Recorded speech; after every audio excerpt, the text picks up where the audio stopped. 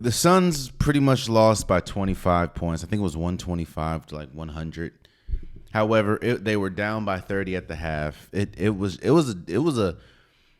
game was over pretty much after 5 minutes in the first quarter.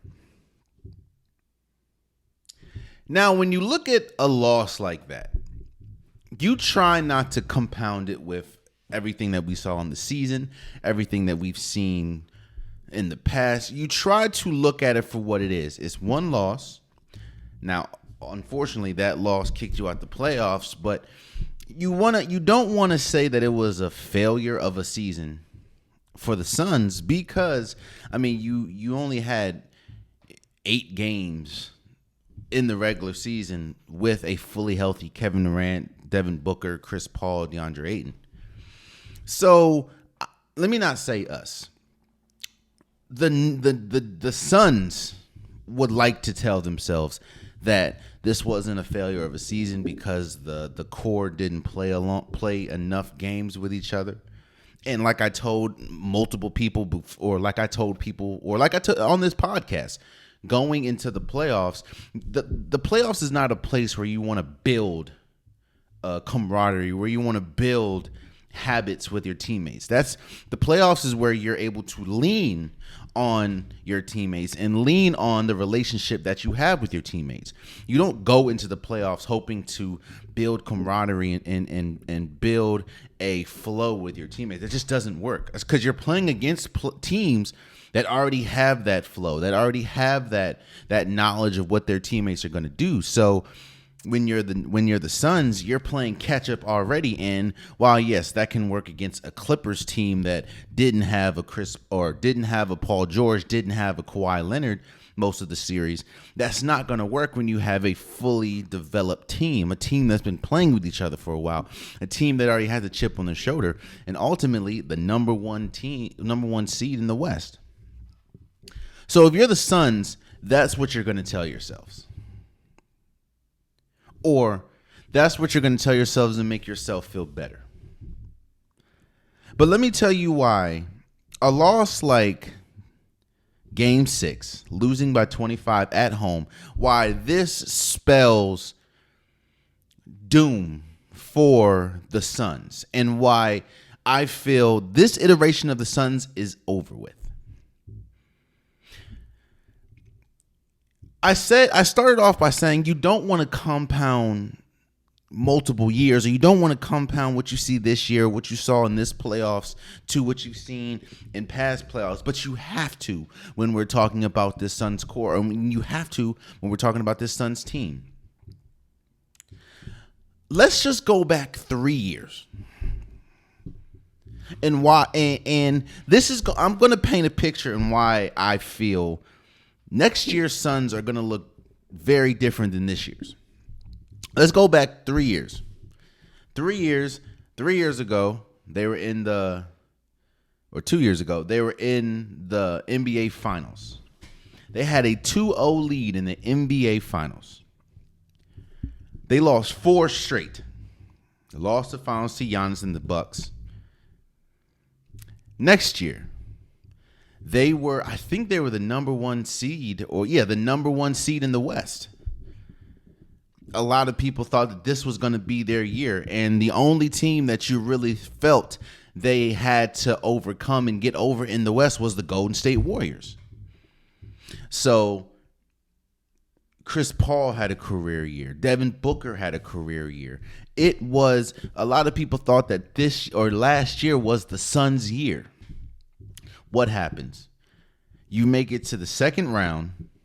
You go up against a team that you're supposed to be superior in, and that is the Dallas Mavericks. While, yes, Dallas had the best player in Luka Doncic, as we've seen so many times in these playoffs, the best player doesn't ultimately mean you're going to win the game or you're going to win the series. You go up against Dallas, better team, fully healthy, by the way, and you get smacked by 30 in a Game 7 at home. Now we're here.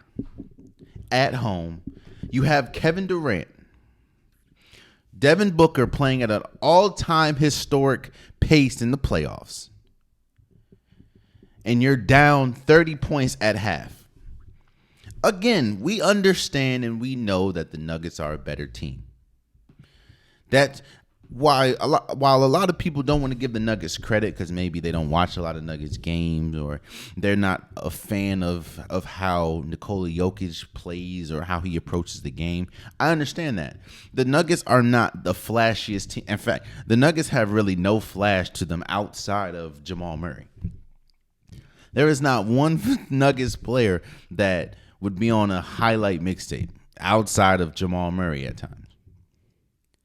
But when we talk about structure, when we talk about offensive efficiency, when we talk about assists, when we talk about best players, the Nuggets were the better team. But just because they were the better team, that doesn't mean that the Suns should have went out the way that they went out. And this is why I feel that there's going to be drastic changes. Let me start with the coach. Let me start with Monty Williams. Now, you guys understand, you guys know me. You know that I'm not one to call for a coach's job, especially a black coach's job. I feel I've always been under the impression that the players play, not the coaches. So the onus should be on the players not performing or the players not executing more than the coaches. But this is why you have to look at the entire story. And this is why you have to go back 3 years or 2 years ago when the Phoenix Suns were in the NBA Finals. Monty Williams suffers from something that I feel a lot of coaches suffer from. And it feels like Monty Williams, you can ask a lot of people. And you can ask when you hear Monty Williams' name and you ask around about him, you hear nothing but glowing reviews about Monty Williams as a person. He's a great person, or he's a good coach, or he's just a personable person. We know about the tragedy that happened with his wife, but Monty Williams is just a good person. But sometimes you have to put aside the personality and look at exactly what we're seeing from Monty Williams. Monty Williams suffers from the same thing that a lot of coaches suffer from. And that, in my opinion, is you're so stuck to a game plan going into a game that you don't make a lot of adjustments. The beauty of a playoff series is you should see multiple adjustments when needed. For instance, I'm going to talk about now. I'm going to do my caveat that I do every single episode. I am recording this Friday afternoon, meaning the Game 6 of the Lakers game and Game 6 of the Miami Heat game I've not happened yet. So I'm gonna give, I guess, a prediction, and of course, when this drops tomorrow, you will know what happened. So I would have to speak very generic when we talk about the Lakers and we talk about the Knicks. But when we look at this Golden State Warriors and Lakers series, at least on the Golden State Warriors side, you're seeing nothing but adjustments, and of course, most of those adjustments are how to guard Anthony Davis, because Anthony Davis is the player that is drastically changing the series or changed the series for the Lakers. You saw JaMychal Green get a start. You see Gary Payton II get starts. You see Steph Curry play more on ball, because as we know, Steph Curry he thrives whenever he's on the floor, but his best, usually you'll see a Draymond Green carry the ball because of his playmaking ability and because how deadly of a catch and shoot or how deadly of a player Steph Curry can be when you're running plays for him. But you're seeing nothing but adjustments from the Golden State Warriors, which is why a lot of people have touted Steve Kerr as one of the best coaches. Now, again, I don't know. I believe Golden State more than likely is going to lose Game 6, which is of course tonight. But that doesn't mean that we're not seeing adjustments. You're seeing adjustments when you need to. Hell, you're even seeing adjustments in minutes. Jordan Poole hasn't really played that well. He's been cut minutes. Steph Curry's playing more minutes because we know the plus minus when he's on the floor and when he's not on the floor. Dante DiVincenzo's getting more minutes. You're seeing adjustments in that series is what I'm saying.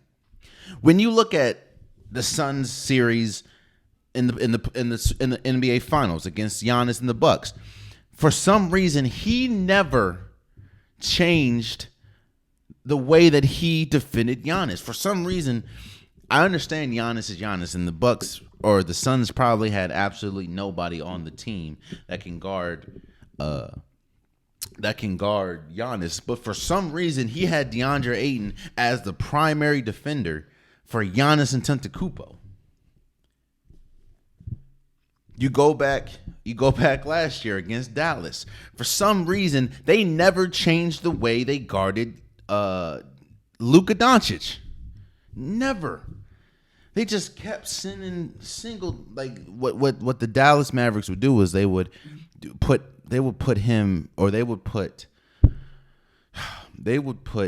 Luka in countless pick and rolls. And for some reason, the Suns continue to switch, where you'll have a lesser defender like a Cam Johnson or like a Chris Paul. You'd have them on a Luka. Barbecue chicken. In this series, the series against the Nuggets, you have Giannis going, you have Nikola Jokic going crazy. Nikola Jokic is destroying DeAndre Ayton and honestly whoever they guard. Whoever guards or whoever's guarding Nikola Jokic. Now, I understand that there's nobody on that team that can really defend Nikola Jokic. No one. As we've seen, DeAndre Ayton is not him. But I don't think there was one time that they threw another look at Nikola Jokic the entire series. Now, you can say that this series changed with Chris Paul not being there and with DeAndre Ayton missing Game 6. But I think if Chris Paul played, not much would have changed.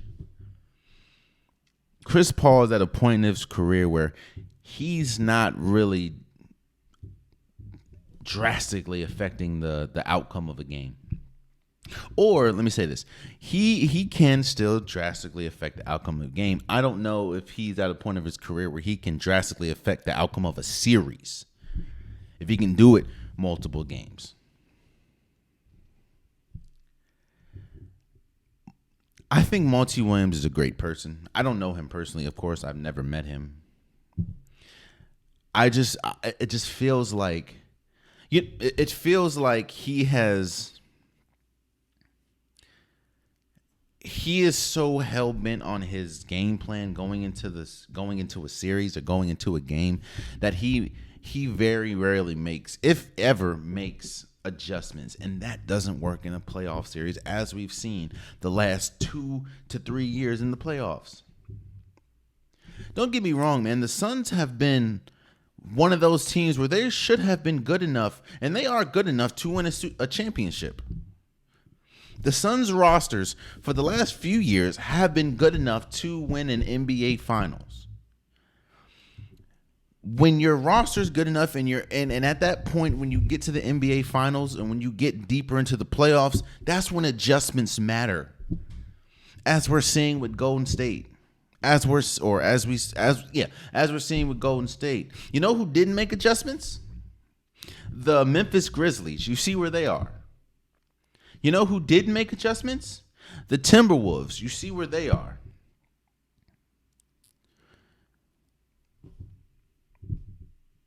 That's the Monty Williams side of it. Now let's talk about the stars.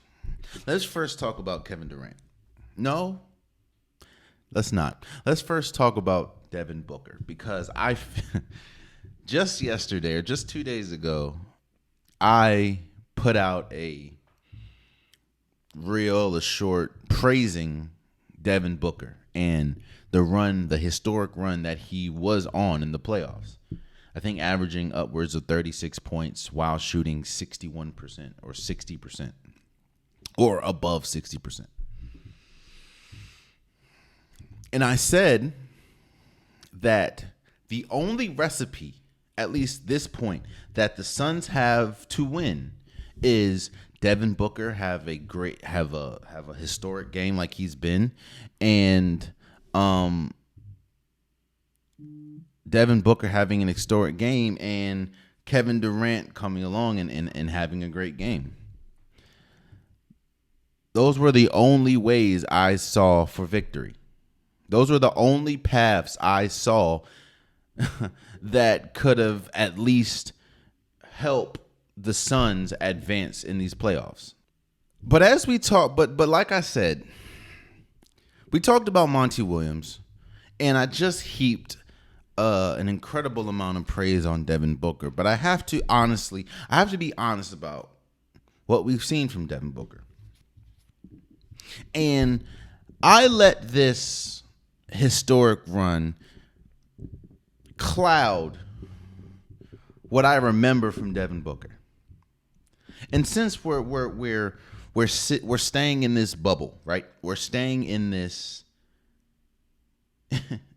In fact, we can go all the way back to the bubble.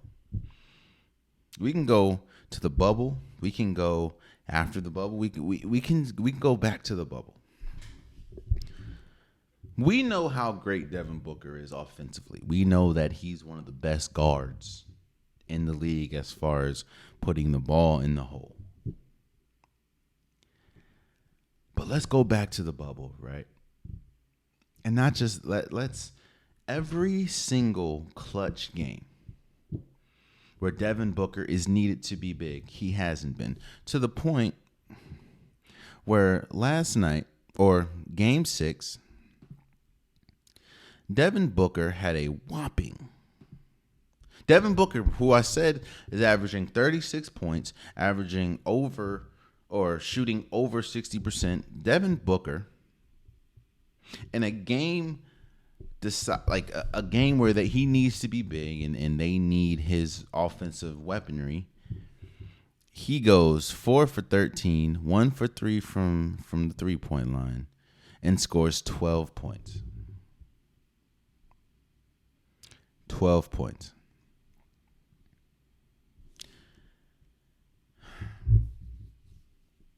You can go back last year. In fact, let's do this. You can go back last year and in the playoffs, right? In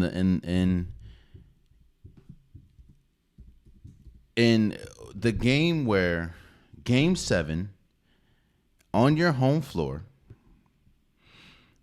you're the number 1 seed. Again, game 7 on your home floor. Devin Booker goes, give me a second. Devin Booker goes 3 for 14, 0 for 4 from 3, scores 11 points. You can even go a tad bit further. Let's go 2021. Suns playoffs. Again, I don't know if you're noticing this, but there is a pattern. The NBA Finals. NBA Finals. Let's go to game. Let's go to game 6, right? Game 6, NBA Finals. You're averaging 28 points a game, right? In the NBA Finals. This is 2000. This is the year you're in the finals. Game 6. Devin Booker goes 8 for 22, 0 for 7 from 3, 19 points. What I'm saying is this. We can rain heat or praise Devin Booker all we want. And a lot of it would be justified. Devin Booker is a really good player. But what we're seeing from Devin Booker is it seems like the pressure of big game situations, at least in the playoffs, has gotten to Devin Booker to the point where you are on a historic run, and in a game deciding where the Nuggets really haven't changed their offensive or their defensive game plan for you, because you still have Kevin Durant on the other side. And you only dropped 20 or 12 points. On top of that, one thing that was a question mark was who was going to be their third option. Because Chris Paul wasn't there, because DeAndre Ayton wasn't going to be there, who was going to be the third option? And you got a 31-point game from Cameron Payne, and you couldn't bring it home. Again, I'm not shocked that the Suns lost this series, especially after like game one. I kind of understood, and I kind of felt, yeah, Denver is the better team. But to go to lose as embarrassing as you lost the Suns, it's that especially 3 years in a row, in my opinion, 4 years in a row if you go back to the bubble. That spells change has to come. Now let's go to Kevin Durant. People are gonna say, well, Kevin Durant, he had 23 points.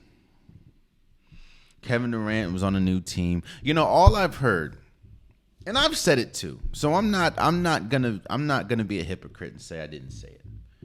But all I've heard is you can drop Kevin Durant anywhere and the team is going to flourish, or the team is going to be drastically better. And Kevin Durant is one of the best players in the league, if not the best player in the league. And I saw a comparison, and the comparison was I didn't really think of it until I thought of it. And it's like, wow. The comparison I saw for Kevin Durant was Aaron Rodgers. Now you're thinking to yourself, Aaron Rodgers only has one Super Bowl. Kevin Durant has 2 NBA championships, two-time Finals MVP, 1 MVP. But let me tell you, and let me explain to you why that comparison is so good. His entire career, all we've heard about Aaron Rodgers is he is one of the greatest throwers of the football, or could arguably one of the greatest talents the league has ever seen at the quarterback position. His ability to throw, the angles he's able to throw, the spirals, the arm strength. We arguably have never seen a quarterback with the talent and the skill level that Aaron Rodgers has. Even the great Tom Brady. Now, yes, we understand that Tom Brady is the GOAT because of his accomplishments, but Aaron Rodgers is arguably a better talent at the quarterback position. But even with all that, he still has 1 Super Bowl and only been to 1 Super Bowl. When we look at Kevin Durant, a lot of people still aren't over the fact that he went to Golden State, and in Golden State, he won 2 championships.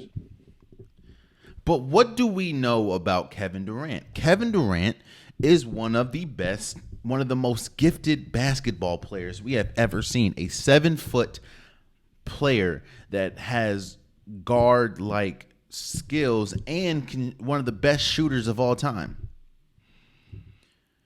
Yet and still, he only has 2 championships. And those 2 championships came alongside Steph Curry, who's the greatest shooter of all time, Klay Thompson, who I believe is the second greatest shooter of all time, Draymond Green, and that team.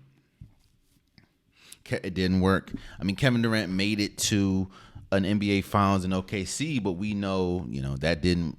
He lost to LeBron James in the Miami Heat, and of course, we know the last season of when he was in OKC, how that ended. Golden State, very successful. We also know how that ended. He went to Brooklyn. We know how that ended, and now he's on the Suns. What I'm saying is, the talent that Aaron Rodgers and the talent that Kevin Durant holds, there is no way that you only have 2 titles, and both of which came in Golden State, 2 titles to Kevin Durant's name and 1 Super Bowl to Aaron Rodgers' name. Especially, again, with the talent that both of them hold. And if you want to talk about today, there's no reason, no way. I understand that everyone has a bad game. Don't get me wrong. I know that. No one can be 100% all the time. No one can be great all the time. LeBron James has bad games. Kobe Bryant, rest in peace, had bad games. Michael Jordan had bad games. Everyone has bad games. But a person as talented as Kevin Durant, there is no way that you go 8 for 19 from the field and you take 0 threes in a game 6. It only finished with 23 points, which you could say, wow, there's some players that never get to 23 points. But for a player with the skill and the caliber that Kevin Durant has, that is a problem. So when you look at Kevin Durant's career, when you look at Aaron Rodgers' career, there is a huge question mark, because it's like, why didn't you win more? I've always wondered that about Kevin Durant. Not the fact of why didn't he win more. I understand how basketball works. Don't get me wrong. I understand. I mean, Damian Lillard is one of the best point guards we've ever seen. He's never been to an NBA Finals. That doesn't take away from the skill set. But one thing I've always wondered about Kevin Durant is Kevin Durant's one of the greatest scorers, if not the greatest scorer of the basketball. And why is he so far? In fact, let me tell you where Kevin Durant is in points. Let me tell you where Kevin Durant is in points. He's 7th. I understand that injuries play a factor, but Kevin Durant, one of the greatest, if not the greatest scorer of the basketball, when we talk about him being 7 feet tall and can shoot over anybody. Kevin Durant has only scored 4,878 points. Let me tell you who is above Kevin Durant. Tim Duncan, Shaquille O'Neal, Kobe Bryant, Kareem Abdul-Jabbar, Michael Jordan, and LeBron James.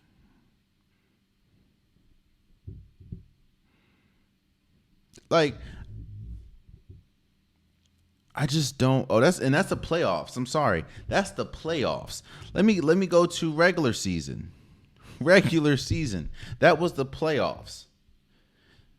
In the regular season, Kevin Durant is 13th. He scored 26,892 points. Do you want to know who's above Kevin Durant in scoring? Hakeem Olajuwon, Moses Malone, Elvin Hayes, Carmelo Anthony, Shaquille O'Neal, Wilt Chamberlain, Dirk Nowitzki, Michael Jordan, Kobe Bryant, Karl Malone, Kareem Abdul-Jabbar, and Michael Jordan. I mean, no, not Michael Jordan. I'm sorry, LeBron James. Now, again, I say all this to say this. No one's going to look at Kevin Durant's accomplishments and say it was a failure. And at the end of the day, Kevin Durant could never win a championship again, and I don't think his career would be a failure. But I do think that when you look, Kevin Durant did not win as much as he should have won. Kevin Durant, again, is one of the greatest scorers of all time. if not the greatest scorer of all time. If my life was on the line and I needed a bucket, and everyone, of course, was in their prime, to me, it's one. Kevin Durant could be number one or number two. It's 1A and 1B. To me, it's Kevin Durant or Kobe Bryant. But I just feel that there's a level there's a feeling of underachievement when I talk about Kevin Durant. In this game, you're supposed to be the best player on the floor. And that's no offense to Nikola Jokic, but when we talk about individual play, you are the best player on the floor and you get destroyed.